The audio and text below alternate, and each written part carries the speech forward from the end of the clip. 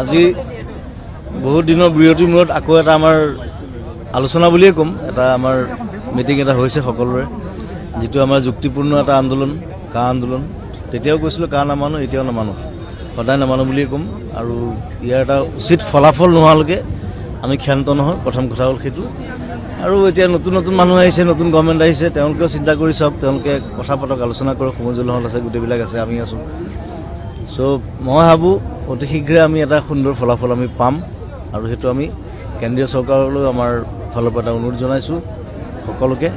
আৰু মানুহৰ, আমাৰ অসমৰ ৰাইজ, উত্তৰ পূৰ্বাঞ্চলৰ ৰাইজ সকলোকে অনুৰোধ জনাইছোঁ যাতে তেওঁলোকৰ স্থিতিত সবল থাকে আৰু ভাগৰি নপৰে, পিছুৱাই নাযায়, যাতে যিটো যুক্তি লৈ আমি লাগিছিলোঁ আমি এটা সুন্দৰ ফলাফল আশা কৰিছোঁ।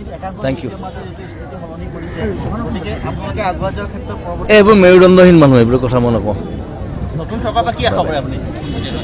ফলাফল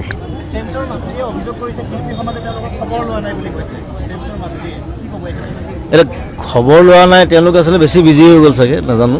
চ' আমি কৰি আছোঁ, আমি কলাগুৰুৰ ফালৰ পৰা যিমান পাৰোঁ আমি কৰি আছোঁ। বেলেগে নকৰিলে আমি কেইটা কৰিমেই, আমি সদায় আছোঁ, সদায় থাকিম। Thank U.